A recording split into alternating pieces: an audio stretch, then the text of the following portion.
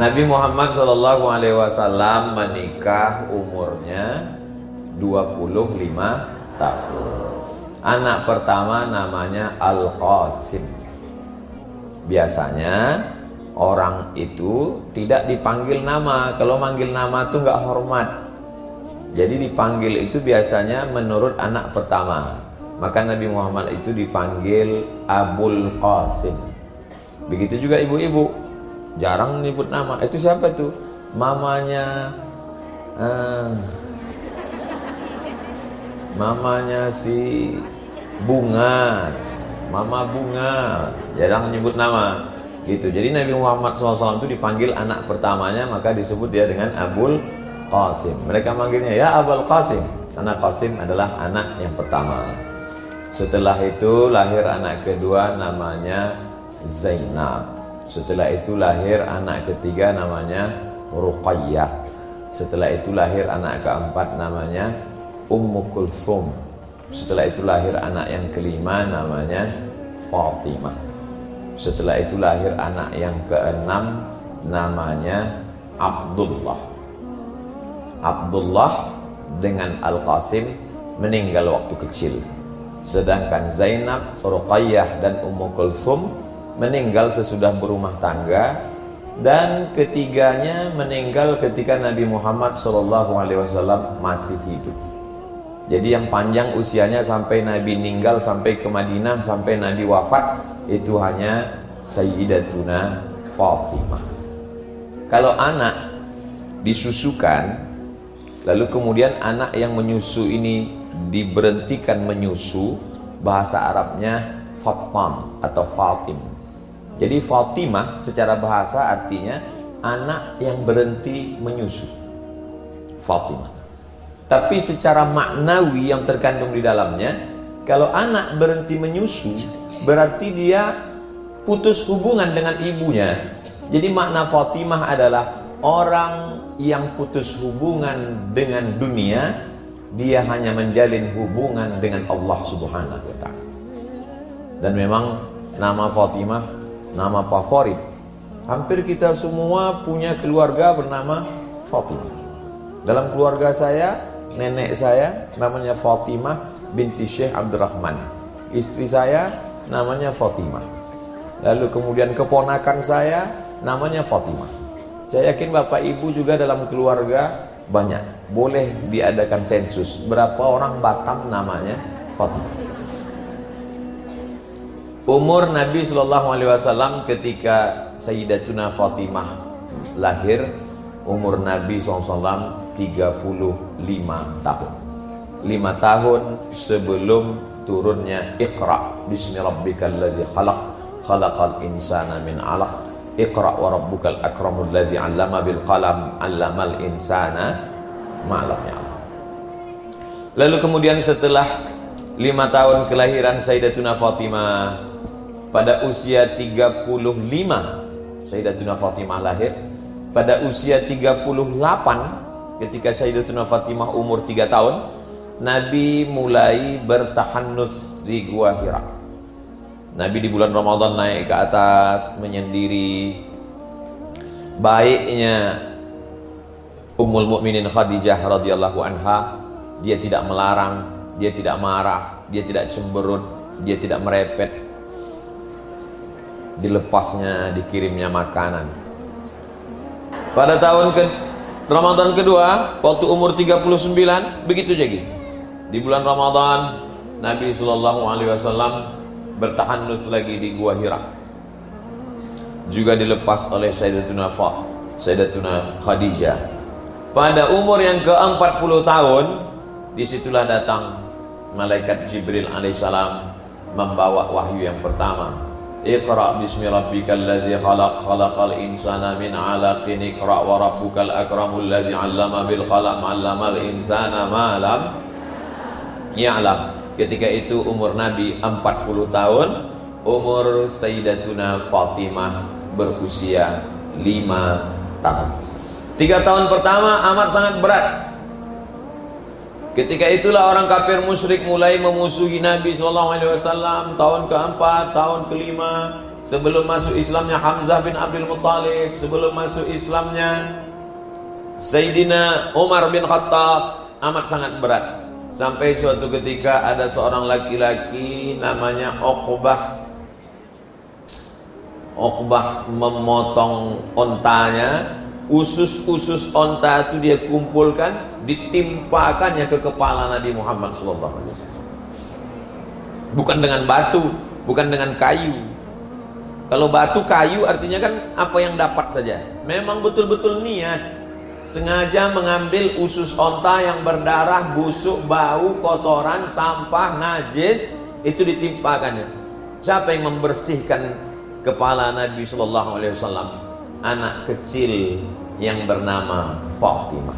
Jadi kehidupan Sayyidatuna Fatimah itu dari kecil memang sudah dididik, dilatih. Usia 3 tahun ayahnya sudah bertahanus, usia 5 tahun ayahnya sudah mendapat wahyu, usia 8 tahun sekitar 10 tahun menghadapi penderitaan, dari mulai berdakwah diam-diam sampai akhirnya dakwah.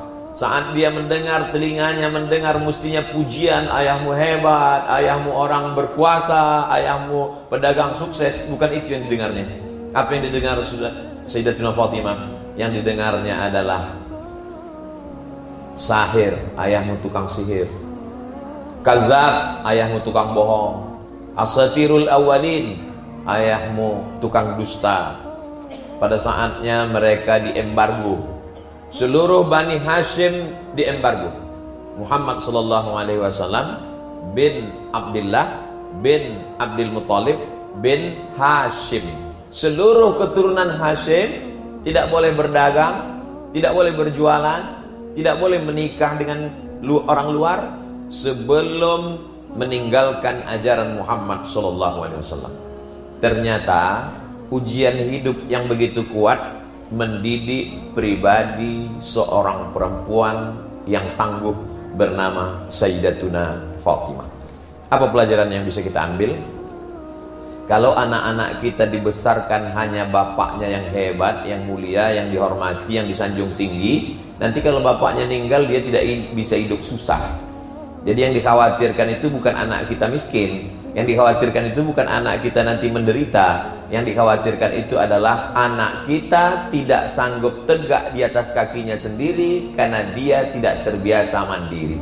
Sayyidatuna Fatimah dibesarkan dalam lingkungan yang luar biasa. Saat dikecam, diejek, dicaci maki, disumpah serapah dan lain sebagainya.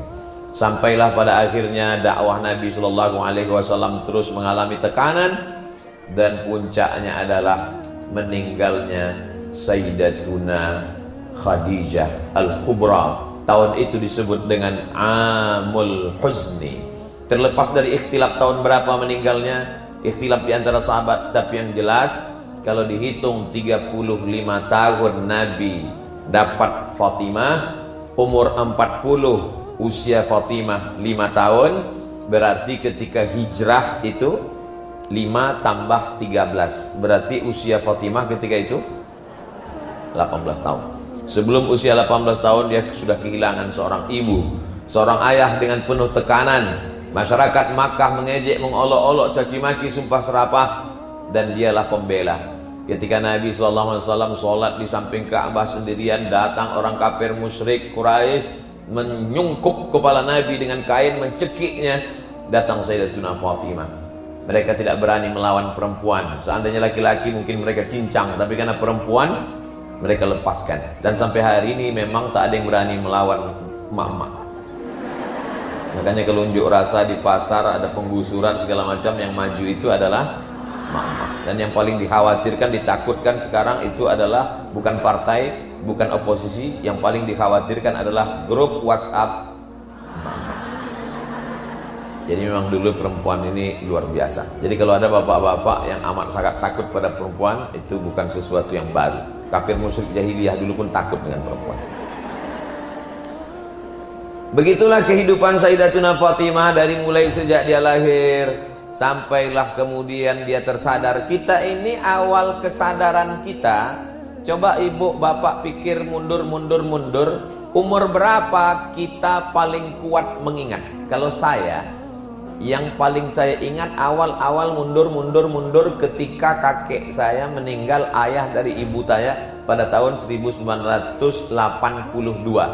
Saya ingat ketika muazin azan di depan pintu. Saya ingat ketika ibu emak saya menangis saat mengantar jenazahnya. Saya ingat ketika kami di liang lahat. Ternyata umur paling bisa kita mengingat adalah di umur 5 tahun. Mungkin ibu bisa lebih awal. Ada mungkin yang ingat kapan dia belajar merangkak. Mana tahu sih. Mana kita, saya tak tahu apa yang ada di pikiran ibu. Tapi kalau saya, yang saya ingat adalah paling awal-awal ketika 5 tahun. Jadi Sayyidatuna Fatimah itu bisa merekam semua dalam kepalanya. Bagaimana ayahnya ditimpakan usus unta, bagaimana ayahnya disungkup kepala, bagaimana omongan mereka mengatakan ayahnya asatirul awalin, tukang dongeng, rajulun mashur, tukang sihir, tukang kena, orang yang kena santet, sahir, tukang sihir. Itu semua bersemayam dalam hatinya, tapi tidak membuat dia sebagai orang yang sakit psikologis. Dia tidak menjadi anak yang pendendam, justru dia menjadi orang yang amat sangat penuh dengan kelembutan. Jadi memang Allah sudah menempa kehidupan dia sejak dari dia kecil, remaja, sampai dia besar. Apa yang mempengaruhi kehidupan kita? Yang mempengaruhi hidup kita ada 3. Yang pertama, bacaan. Yang kedua, ayah. Yang ketiga, ibu. Bagaimana 3 ini mempengaruhi pola pikir Fatimah? Bacaan. Yang dimaksud bacaan bukan hanya bacaan buku, tapi baca kehidupan. Kehidupannya penuh dengan suka duka dakwah. Bagaimana dengan ayahnya? Ayahnya adalah manusia terbaik, Sayyidul Awwalina wal Akhirin, Sayyidul Thaqalain, Sayyidina wa Maulana Muhammad sallallahu alaihi wasallam. Bagaimana dengan ibunya? Ibunya adalah perempuan yang terbaik, perempuan yang luar biasa, perempuan yang dipilihkan oleh Allah Subhanahu wa taala untuk mendampingi awal perjalanan Nabi Muhammad sallallahu alaihi wasallam. Perempuan itu bernama Khadijah Al-Kubra. 25 tahun Nabi bersama Khadijah, dan Khadijah tidak pernah mengalami sakitnya di madu. Khadijah itu tidak pernah di madu. Jadi kalau ibu nanti suami ibu mau nikah lagi, ibu bilang, kamu kalau mau nikah setelah istri pertama meninggal. Karena Khadijah itu tidak pernah mengalami bagaimana sakitnya diduakan. Dan itu juga yang ada pada Sayyidatuna Fatimah. Ini sebetulnya jurus ini tak boleh disampaikan. Karena kalau sampai tahu laki-laki, aduh ini ustadznya mempersulit kami aja. Ini saya sampaikan khusus pada ibu-ibu aja. Lalu kemudian bagaimana kehilangan seorang ibu. Jadi kenapa Nabi begitu amat sangat dekat dengan Fatimah? Karena memang Nabi Shallallahu Alaihi Wasallam sebagai orang pertama dari semua laki-laki di dunia ini. Maka betul ungkapan orang sekarang dalam metode pendidikan anak, laki-laki pertama tempat jatuh cintanya anak perempuan adalah ayahnya. Itu ungkapan orang sekarang.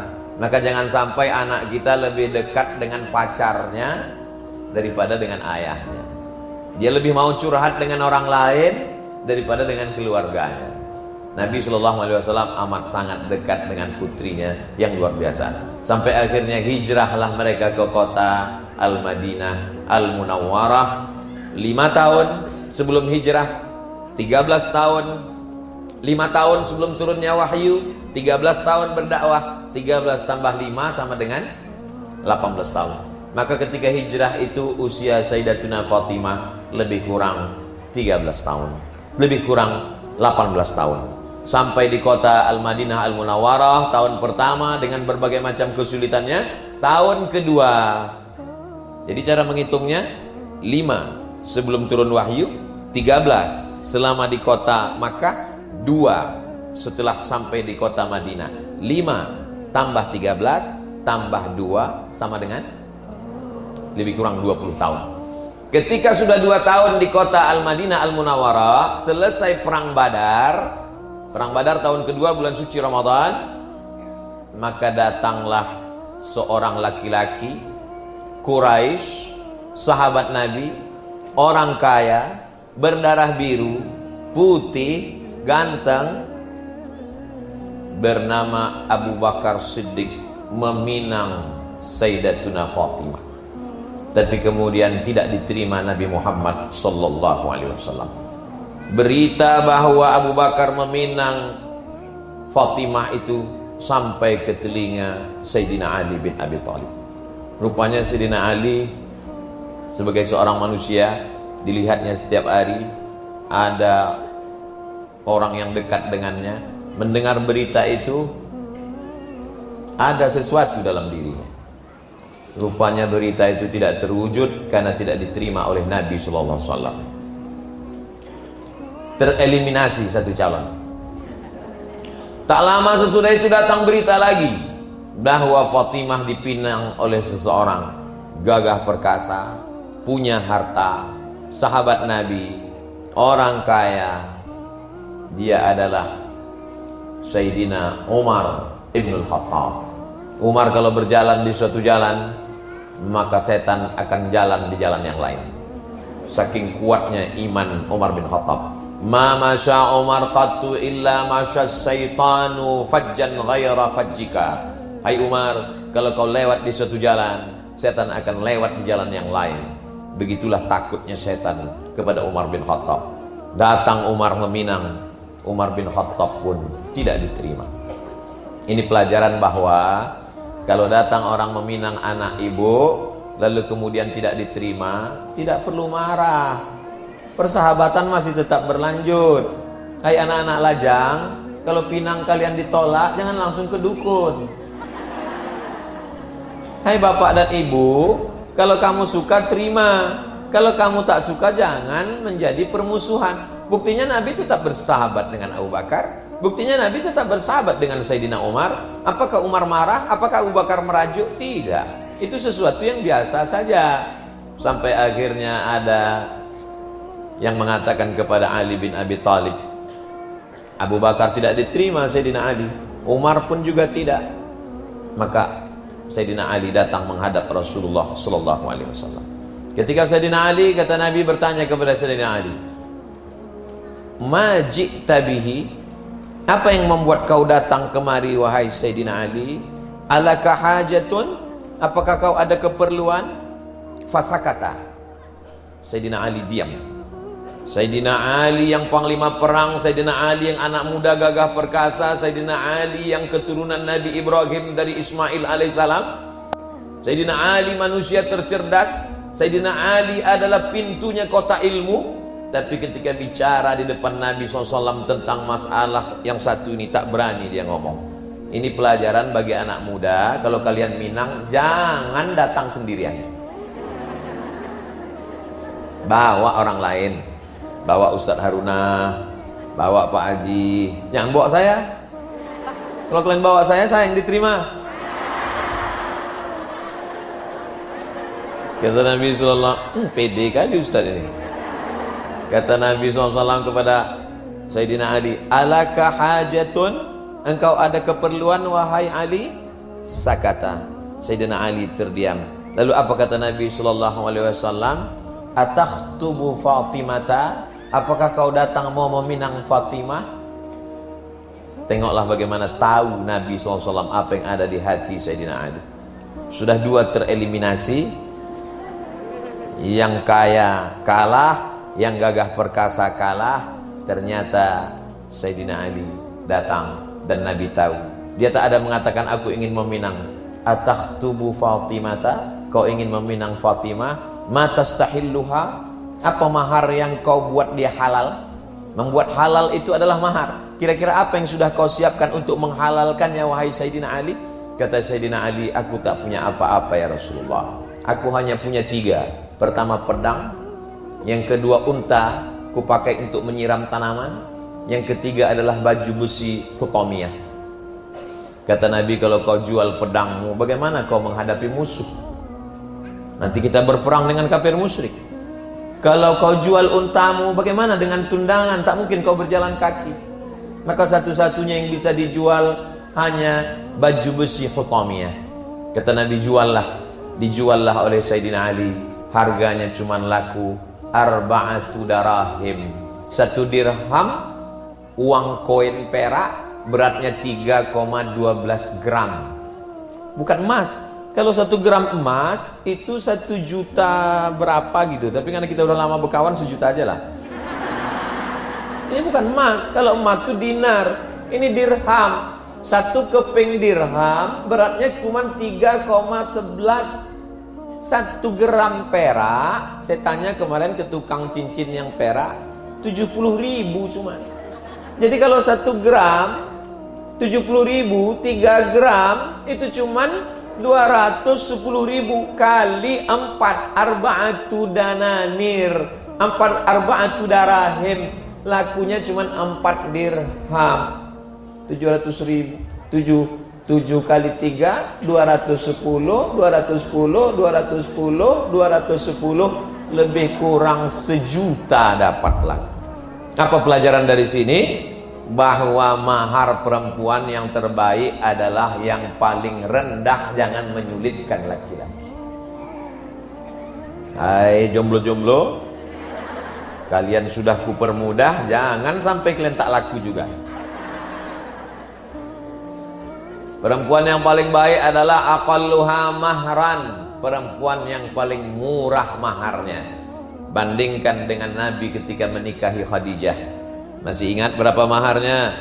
Ishruna bakarah, 20 ekor onta ditambah beberapa auqiyah. Jadi kalau 1 ekor onta 50 juta, 10 ekor 500 juta, 20 ekor 1 miliar, ditambah beberapa auqiyah dan pakaian, di total semua 2 miliar.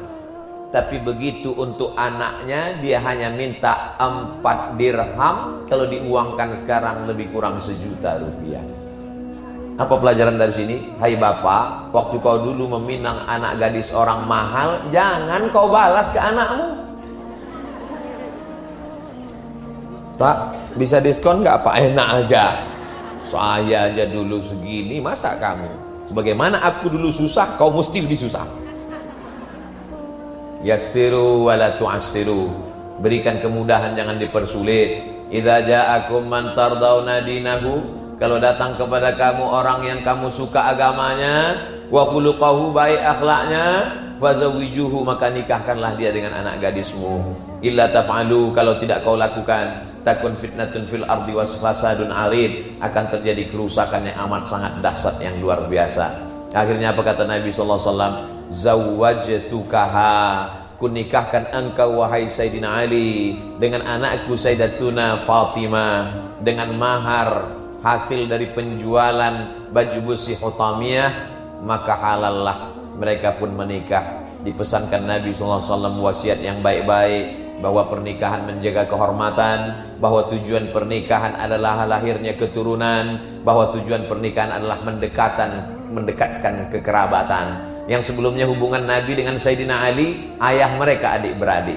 Ayah Nabi namanya Abdullah, ayah Sayyidina Ali namanya Abu Talib, kakek mereka namanya Abdul Muttalib. Sekarang hubungan itu lebih dekat, menjadi menantu Rasulullah sallallahu alaihi wasallam. Begitu juga hari ini. Kalau selama ini hubungan kita hanya sekedar jamaah, ibu, teman, sahabat baik, anak ibu dengan anak ibu menikah, anak bapak dengan menikah, ada adik-adik kita yang ganteng-ganteng, yang soleh-soleh, tinggal pilih aja salah satu. Jangan cuek sekarang, nanti diambil orang nangis. Lalu kemudian menikahlah mereka dengan penuh kesederhanaan. Maka rumahnya tinggal di belakang rumah Nabi Muhammad sallallahu alaihi wasallam. Jadi kalau menghadap kiblat ini ke sana, sebelah kanan mimbar Nabi, sebelah kiri kamar Nabi. Kamar Nabi bernama Sayyidatuna Aisyah radhiyallahu anha. Di belakang kamar Nabi itu, itulah dia kamar Sayyidatuna Fatimah radhiyallahu anha. Jadi Nabi tempat sholat langsung tidak ada berjarak, langsung dinding Masjid Nabawi, ada pintu. Nabi keluar dari kamar, langsung tempat dia sholat. Pintu tempat Nabi keluar kamarnya itu sekarang ditutup dengan tempat lemari Quran. Panjang umur sehat badan, kita bisa iktikaf di Raudhah insyaallah. Nanti nampak ada tempat Quran, di balik itulah pintu tempat masuknya Nabi, keluar kamarnya. Bilal datang ke sana untuk bertanya sudah boleh iqamat atau belum. Jadi Nabi sholat sunat itu di kamar. Kapan Bilal berani iqamat? Diketuknya pintu. Assalamualaikum ya Rasulullah. Waalaikumsalam. Sudah boleh qomat ya Rasulullah. Kata Nabi, aqimis salah. Barulah Bilal qomat. Jadi makna aqimis salah itu bukan dirikan salat. Aqimis salah, kalau khatib naik atas mimbar, innallaha ya'muru bil 'adli wal ihsan wa ita'i dzil qurba wa yanha 'anil fahsya'i wal munkari wal baghi ya'idzukum la'allakum tadhakkarun fadhkurullaha al-'azima yadhkurkum was'aluhu min fadlihi yu'tikum wa la dzikrullahi akbar. Aqimis salah. Maksud aqimis salah, qomatlah wahai Bilal. Jadi zaman Nabi itu yang nyuruh Bilal qomat itu Nabi. Kalau sekarang yang nyuruh Bilal itu qomat, ibu-ibu di belakang, qomat, qomat, qomat. Di tempat lain, di Batam dah. Nah, di belakang kamar Nabi itu, itulah dia kamar Sayyidatuna Fatimah bersama dengan Sayyidina Ali. Jadi langsung di samping masjid. Di samping kamar Fatimah itu ada satu tiang. Tiang itu namanya Ustuwanatul Haris, tiang penjaga. Karena disitulah Sayyidina Ali tegak menjaga Nabi kalau datang tamu. Jadi nanti kalau ada yang, kenapa Ustaz Somad itu mesti dijaga? Tidak ada orang Batam ini yang jahat. Cuman ini namanya sahabat UAS, bukan sahabat Nabi. Anak-anak muda dari Bikers Subuhan, dari anak-anak muda yang luar biasa. Sayyidina Ali anak muda, sepupu Nabi, sewali dengan Nabi, ayah mereka adik-beradik, dan dia sekaligus menantu Nabi. Sahabatnya dapat, menantunya dapat, saudara ayah adik-beradik dapat, hubungan yang amat sangat dekat dengan Nabi Muhammad sallallahu alaihi wasallam. Tapi Ali tak kaya. Apa kerja Sayyidina Ali? Mengambil upah menimba air di rumah orang Yahudi. Itu maka ada pertanyaan, Ustaz Somad, boleh nggak kami kerja di tempat orang tak Islam? Kalau hubungannya hanya sekedar kerja, tak ada kaitan dengan agama, wala ana abidum ma'abattum wala antum abiduna ma'abud lakum dinukum. Tapi kalau ada hubungannya dengan agama, dipaksa untuk ritual agama, jangan. Apa dalilnya boleh bekerja dengan orang tak Islam Pak Ustaz? Sayyidina Ali mengambil upah menimba air sumur, karena waktu itu belum ada sumur bor, di rumah orang Yahudi. Maka dapat beritalah, Nabi kan dapat banyak hamba sahaya waktu perang Badar, perang Uhud. Waktu perang Uhud itu dapat, Nabi waktu perang Uhud itu dapat duit sebanyak 50.000 keping dinar. Satu dinar beratnya 4,25 gram emas. Kalau 1 gram 1 juta, 4,25 gram lebih kurang 4.250.000 kali 50.000 keping. Berapakah duit Nabi? Kita hitung sama-sama ya. Jadi kalau saya tak hitung tak percaya pula. Nah, yang punya kalkulator buka, yang tak punya dengar aja baik-baik. 1 keping dinar 4,25 gram berarti 4.250.000 kali 50.000 keping, 212 miliar 500 juta. Harta rampasan perang Badar 212 miliar 500 juta. Berapa jatah Nabi? Wa'lamu annama ghanimtum min syai'in fa inna lillahi khumusahu. Ketahuilah bahwa harta rampasan perang maka Nabi dapat khumus. Khamsah 5, khumus 1/5. 1/5 itu berapa? 20%. Kalau 200 miliar, 20%-nya berapa? Lebih kurang 40 miliar. Bayangkan ayah kita punya duit 40 miliar. Datang anak yang menantunya susah menimba air, mengadu ke rumah. Ya, lakiku susah menimba air. Kira-kira apa kata bapak? Beli sama sumur-sumurnya sekalian. 40 miliar. Tapi apa yang dilakukan Fatimah radhiyallahu anha, Sayyidatuna Fatimah? Ya Rasulullah, Sayyidina Ali tidak kaya. Aku membuat adonan tepung gandum sendiri. Aku menimba air sendiri. Tolonglah berikan beberapa budak hamba sahaya tawanan peran untuk membantu menolong. Apa kata Nabi SAW? Sebelum kau tidur malam, wahai Fatimah, baca subhanallah 33, alhamdulillah 33, Allahu Akbar 34. Bedanya kalau selesai sholat 33, 33, 33. Untuk zikir sebelum tidur, kau baca subhanallah 33, alhamdulillah 33, Allahu Akbar 34. Setelah itu berdoalah kepada Allah, tidurlah nak. Saya baca hadis ini bolak-balik nggak nyambung. Dia kan minta duit. Dia minta kalau tak ada duit kirimlah satu orang menolong aku di rumah. Pengantin baru nikah, buah hati belayan jiwa, anak yang paling disayang, emaknya sudah meninggal, duit ada, pas minta disuruh zikir. Apa sebenarnya pesan di balik ini? Ternyata walaupun badan kau lelah, tapi kalau hati kau tenang, kau bisa tidur. Walaupun duit kau banyak, pembantu kau, orang sekarang saking kan kayanya, di rumah tuh pembantu sampai 20. Ada tukang korek telinga sebelah kanan aja. Ada yang ngurus tukang masak aja. Ada yang jadi supir aja.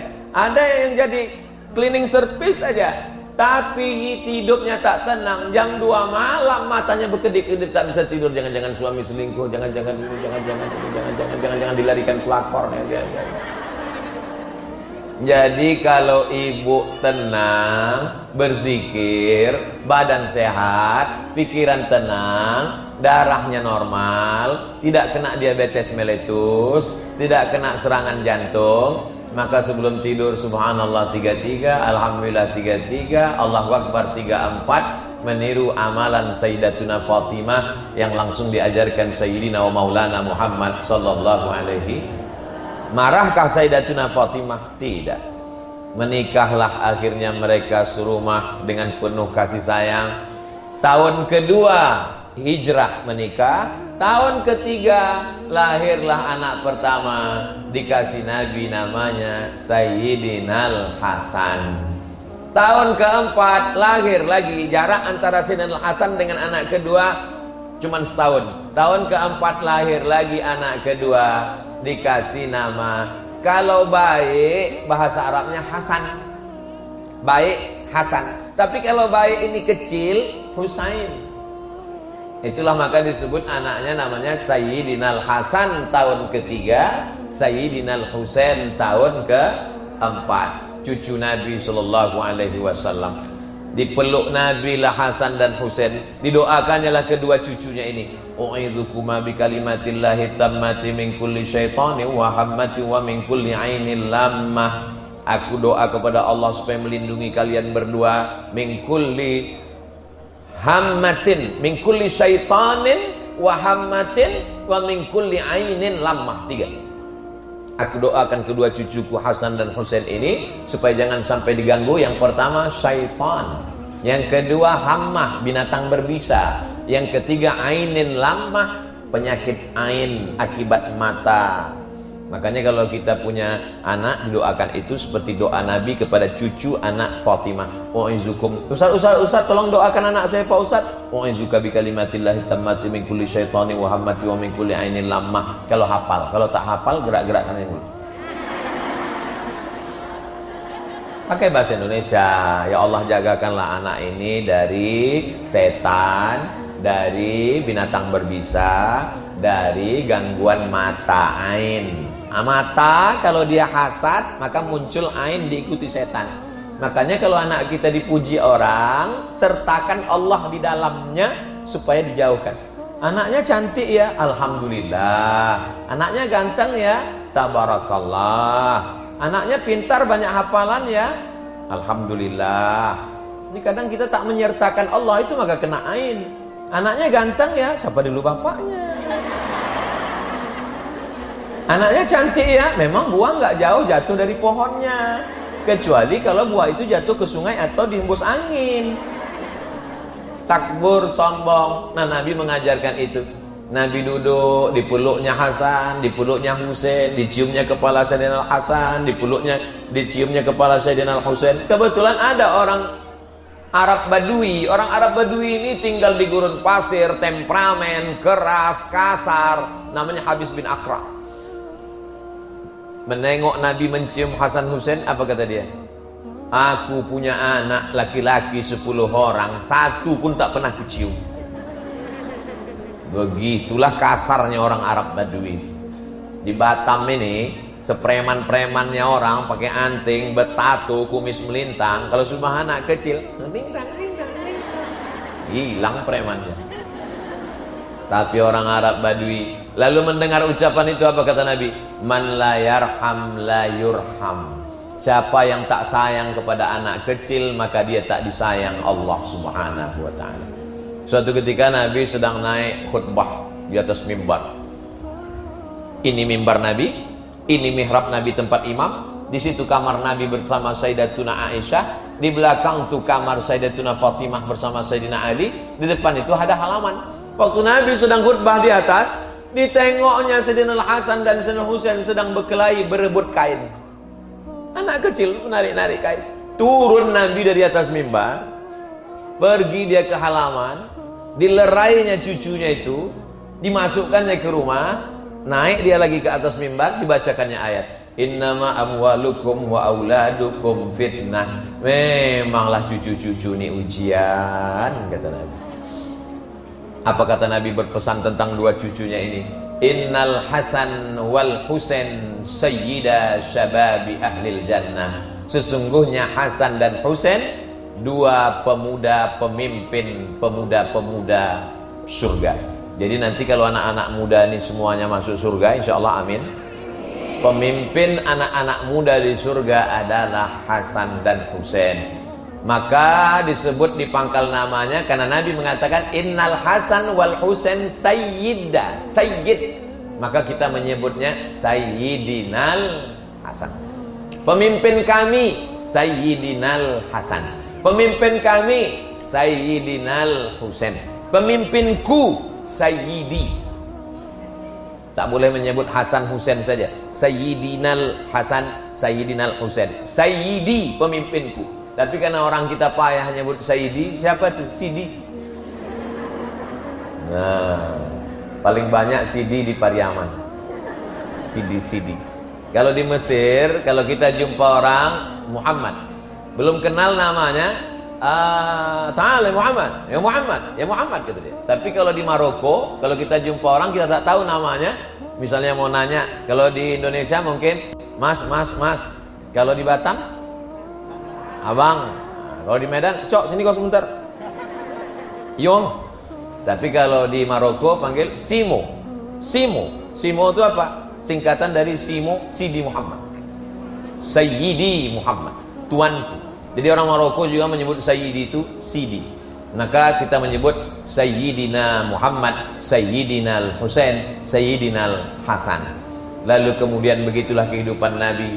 Nabi kalau dia sedang musafir, perjalanan jauh, pulang dia ke masjid, sholat sunat 2 rakaat. Itulah mengapa jamaah haji dan umroh kalau pulang dari Makkah tidak langsung pulang ke rumah, tapi langsung ke masjid dibawa oleh ketua kloter. Kenapa kita sholat sunat 2 rakaat? Karena Nabi kalau musafir pulang sholat sunat 2 rakaat di masjid. Pulang Nabi dari perjalanan jauh, Nabi pulang sholat 2 rakaat di masjid. Setelah itu dia pun ke rumah Sayyidatuna Fatimah, diciumnya kepala Fatimah. Walaupun sudah punya suami, punya anak, diciumnya kepala Sayyidatuna Fatimah. Ketika ditanya oleh sahabat, kenapa kau cium Sayyidatuna Fatimah ya Rasulullah? Kata Nabi, ku cium kepalanya, terciumku bau surga ketika aku Isra dan Mi'raj. Bagaimana ku cium bau surga? Begitulah harum semerbak Sayyidatuna Fatimah. Kita tidak seperti Fatimah, paling tidak pakailah minyak wangi. Perempuan mana boleh pakai minyak wangi Pak Ustadz? Perempuan pakai parfum untuk suaminya, untuk ayahnya, untuk anaknya di rumah.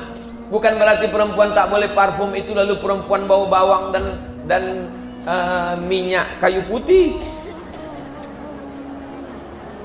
Innal malaikata tata'azza, malaikat tersakiti dengan bau-bau busuk. Sayyidatuna Fatimah harum semerbak, kepalanya dicium Nabi Muhammad SAW, ciuman kasih sayang. Hai bapak-bapak, kau punya anak perempuan, kau cium kepalanya, buah kasih sayangmu. Saya ditakdirkan Allah tak punya anak perempuan, walaupun kata dokter katanya perempuan, pas ditengok laki-laki. Sudah disiapkan nama perempuan bagus-bagus. Siapa namanya Pak Ustadz? Miziana. Rupanya lahir perempuan. Mizian Hazik Abdillah. Yang kedua disiapkan nama perempuan. Siapa namanya? Ahla Hanina. Ahla Hanina, rindu yang terindah. Karena lama dinanti-nantikan. Tengok laki-laki. Sami Ahmad Misbahi Ibadillah. Nama untuk perempuan itu sudah habis, sudah bagi-bagikan ke orang lain. Laki-laki perempuan sama saja, yang penting soleh dan solihah. Maka Nabi SAW memuliakan anak perempuan. Lalu kemudian apa pelajaran sekarang? Tidak ada jarak antara anak dengan ayah, walaupun anak itu sudah punya suami, walaupun dia sudah punya anak, bapak sudah punya cucu, hubungan tetap dijalin baik sebagaimana Nabi SAW dengan Sayyidatuna Fatimah. Lalu kemudian begitulah perjalanan mereka selama lebih kurang 10 tahun di kota Al-Madinah Al-Munawwarah. Sayyidatuna Aisyah melihat sendiri masyuha, jalannya, jalan Sayyidatuna Fatimah itu macam jalannya Nabi Muhammad SAW. Biasanya gen itu, cara berjalan, cara makan, cara duduk, cara senyum, itu bisa kita warisi dari orang tua kita. Maka ibu pasti ada di antara anak ibu itu yang mirip. Tapi saya tengok Pak Ustadz, anak saya ini mirip tetangga pula. Bahaya tuh. Kata Sayyidatuna Aisyah bersaksi, aku lihat cara berjalan Fatimah seperti jalan Nabi Muhammad SAW. Walaupun anak kita itu perempuan, bapak laki-laki, tapi ada anak perempuan itu yang lebih menyerupai bapaknya daripada emaknya, betul? Kata orang Melayu, kalau anak perempuan itu mirip bapaknya, anak itu betuah. Betuah itu bahasa orang Melayu. Kalau bahasa Islamnya, anak itu barokah. Anak itu penuh dengan keberkahan. Jadi di antara anak-anak Nabi Muhammad SAW, yang paling mirip dengan Nabi itu adalah Fatimah radhiyallahu anha. Lalu kemudian sampailah pada kesibukan berbagai macam selama 10 tahun di kota Al-Madinah Al-Munawwarah. Nabi SAW mengalami sakit yang teramat sangat parah. Lalu ketika itu Nabi berbaring, datanglah Sayyidina Ali dengan Sayyidatuna Fatimah. Lalu kemudian Nabi berbisik ke telinganya, dia menangis meneteskan air mata. Lalu tak lama setelah itu Nabi berbisik, dia tersenyum. Aisyah penasaran. Jadi memang ibu-ibu ini penasaran selalu. Apa tadi kata saya? Apa yang dibisikkan Nabi ke telinga engkau wahai Fatimah? Kata Sayyidatuna Fatimah, kata Nabi kepadaku, hadara ajali, ajalku sudah sampai. Lalu innaka awwalu baitin lahaqan bi, innaki, engkau wahai Fatimah, awwalu baiti, awwalu ahli baiti lahaqan bi, kau nanti orang pertama di antara keluargaku ini yang akan menyusul aku. Tak ada sahabat lain mendengar. Nabi berbisik ke telinga Sayyidatuna Fatimah, hadara ajali, ajalku tak lama lagi akan sampai wahai Fatimah. Innaki awwalu ahli baiti lahaqan bi, kau perempuan keluargaku pertama yang akan menyusul aku. Menetes air mata Sayyidatuna Fatimah. Lalu kemudian Nabi melanjutkan cakapnya. Apa kata Nabi?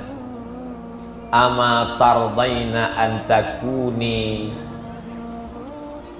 sayyidata nisa'i ahlil jannah, apakah engkau tidak mau kalau engkau menjadi pemimpin semua perempuan di surga, kaulah pemimpinnya wahai Fatimah.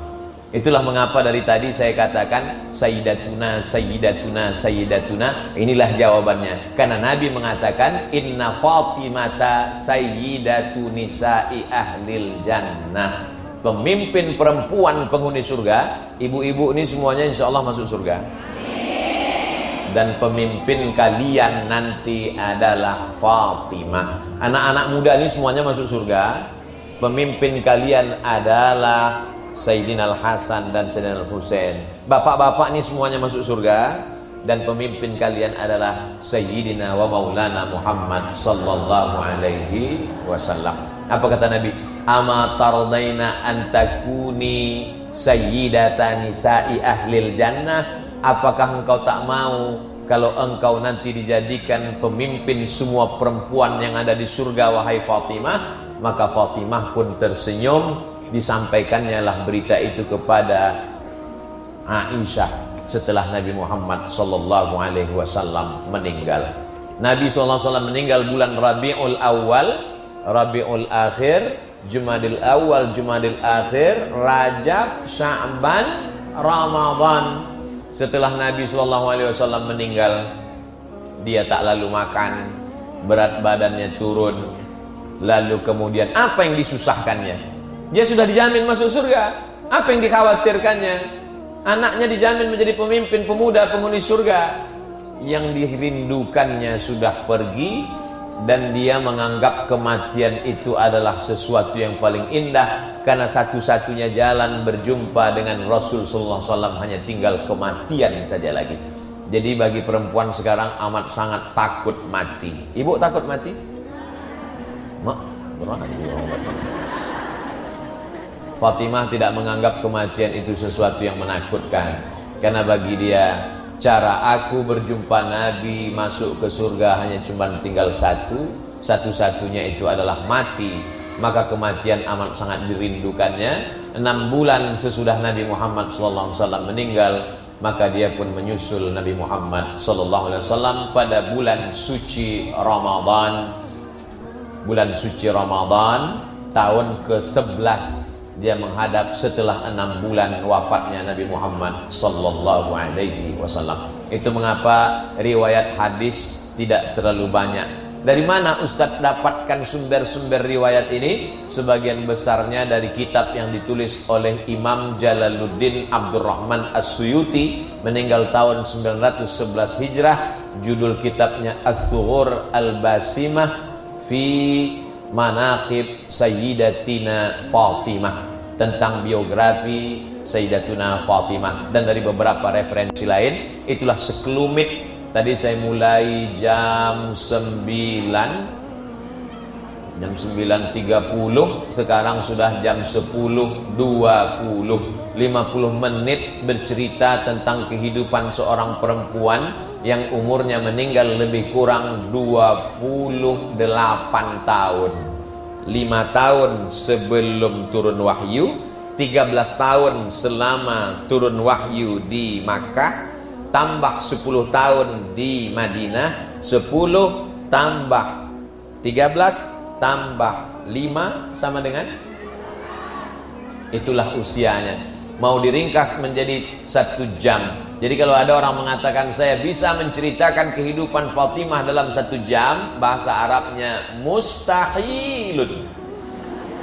Jadi nanti kalau ada orang berceramah tentang Sayyidatuna Fatimah, dengarkan baik-baik. Yang disampaikan Ustaz Abdul Somad mungkin 0,01%. Poin-poin pentingnya saja, karena keterbatasan ilmu Abdul Somad. Mudah-mudahan bermanfaat buat kita semua insyaallah. Sebagai seorang ayah, sebagai seorang suami, sebagai seorang anak, sebagai seorang anak perempuan, banyak pelajaran yang dapat kita petik dari kehidupan Sayyidatuna Fatimah. Mudah-mudahan ibu semua bertemu dengan beliau di surga Jannatul Firdaus.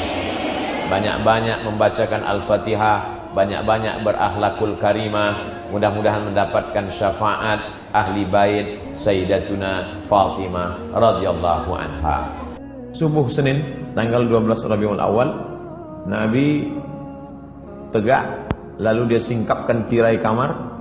Di sini posisi imam, di sini posisi mimbar, di situ posisi kamar Nabi. Lalu Nabi membukakan tirai. Dia tengok kaum muslimin mau salat subuh. Kasyafa satra hujra Aisyah, dia buka tirai kamar Aisyah. Dia tengok mereka mau salat subuh. Summa tabassam, senyum dia. Senyum dia melihat salat subuh. Lalu kemudian mereka menyangka Nabi akan ikut salat bersama mereka. Karena mereka melihat Nabi tegak, nampaknya Nabi akan ikut salat. Tapi kemudian rupanya Rasul memberi aba-aba dengan tangannya pertanda lanjutkan salat kalian. Dia tak bisa tegak. Dia tak bisa untuk berjalan ikut salat. Dia salat di kamar. Lalu kemudian Rasul SAW balik menutup tirai. Subuh hari Senin Nabi tidak salat bersama sahabat, tapi dia salat di kamar Aisyah. Waktu duha Nabi memanggil Fatimah. Dia panggilnya Fatimah. Lalu kemudian dia berbisik di telinga Fatimah. Fatimah tersenyum. Bisiknya pertama, Fatimah menangis. Bisiknya, Fatimah tersenyum. Aisyah bertanya, apa yang dibisikkannya Fatimah? Sarani, tadi dia berbisik. Fa akhbarani, dia katakan, anni awwalu ahlihi yattabi'u. Sarani, dia berbisik pertama kali, annahu yuqbadu fi waj'ihi alladhi tufiya fihi. Kata dia, ini sakitku ini tak lama lagi wahai Fatimah, dan aku akan mati. Maka menangis Fatimah. Fabakaitu, lalu aku menangis. Summa sarani, berbisik dia yang kedua kali. Dia beritahukan kepadaku, awwalu ahlihi, aku adalah orang pertama yang akan menyusul dia nanti. Cakapnya itu betul. Karena 6 bulan sesudah ini Fatimah pun meninggal. Jarak antara Nabi dengan Fatimah meninggal 6 bulan. Nanti setelah ini engkau yang akan menyusul. Fadhahiktu, aku pun tersenyum. Kemudian Nabi mengatakan, Fatimah sayyidatu nisa'il alamin. Fatimah, engkau adalah sayyidatu nisa'il alamin, pemimpin semua perempuan di dunia. Lalu kemudian Fatimah menengok Nabi sangat sakit. Maka Fatimah mengatakan, wa karaw abah, oh alangkah sakitnya ayahanda. Apa kata Nabi? Laisa ala abika kurabun ba'dal yaum. Setelah hari ini tak akan ada sakit lagi Fatimah. Ini hanya sakit yang terakhir Fatimah. Setelah ini tak ada sakit lagi. Kemudian Nabi memanggil Hasan, panggilnya Husain, faqabbalahuma, dipeluknya Husain, diciumnya Hasan, diciumnya Husain, wa awsa bihima khairan, sampaikannya berita pesan yang baik-baik. Wada'a azwajahu, kemudian dia sampaikan nasihat-nasihat yang baik-baik. Sakit Rasulullah SAW semakin parah. Lalu kemudian kata Nabi kepada Aisyah, apa kata dia?